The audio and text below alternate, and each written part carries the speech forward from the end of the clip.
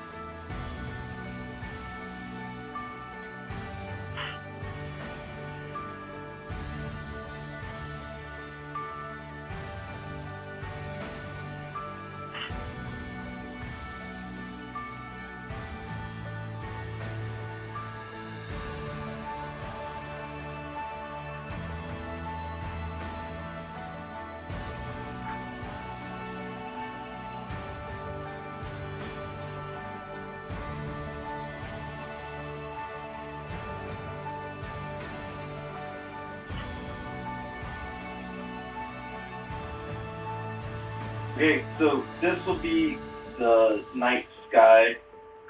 This will be the tree branches. Here I'm going to have like a raven. This is fog. Grave markers. Lantern. Cloaked figure. Right, and then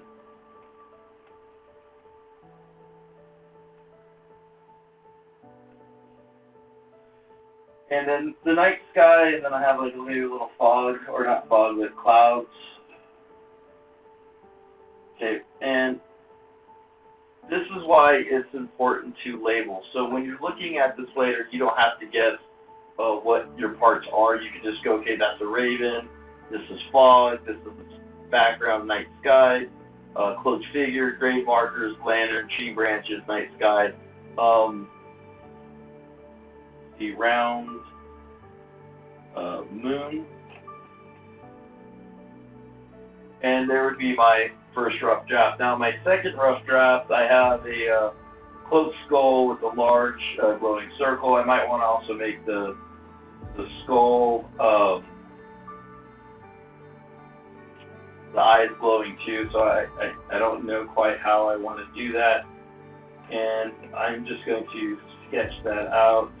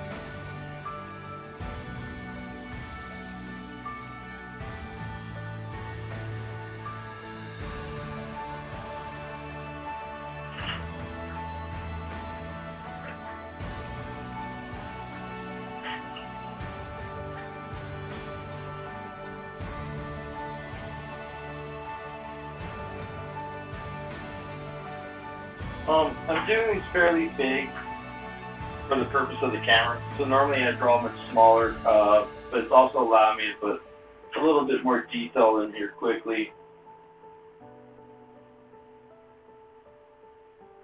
And again, this whole thing would be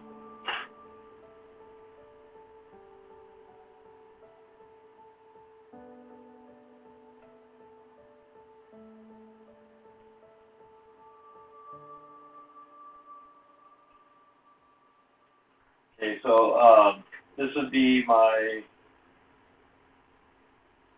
again, cloaked skull figure. This would be a round, glowing circle, and it could represent the moon, it could be the moon, I don't know. And then this right here would be like smoke or fog.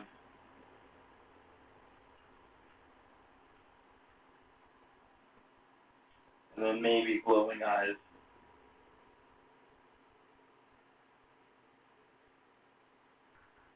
Okay, so these right here would be my two really quick rough drafts.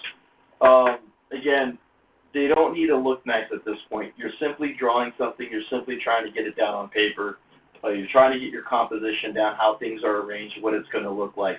Now, when you commit to doing your final, you pick, okay, I'm going to go with this idea. Understand you might make changes. You might bring in other ideas. This is just your starting point and leaping point. So a couple of things that I would do. So for this one, I'd obviously look up a raven. So I'm using a reference to draw it. I might look up a cloaked figure. I could keep it almost comic book style. I'm probably going to look up some tree branches, some like gnarly tree branches, and I'll use those as reference. What I don't want to do is look up a bunch of imagery, photographs of things that I'm not going to use. You could easily waste time, 3, 4, 5 hours looking up stuff that you're not going to use at the end. So before you start searching for references, make sure that, one, you have your brainstorm done, two, you get your rough draft done, and then you make your selection process, and then you look for references. So come in with your ideas. You're responsible for a minimum of 4.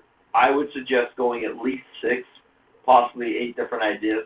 And I understand generating ideas can be difficult. Look at the slides on the lesson plan for some inspiration. Please understand, though, the spooky drawing does not have to be a horror drawing. It could be cartoony, it could be whimsical. It just has to have that spooky feeling. So this is what the rough draft process looks like. Again, try to keep your drawings under 5 minutes. If you can keep them under 3 minutes, that's even better. And then the other important thing, leave plenty of notes so I can go through them and read them with you and figure out what you want to do and help you out.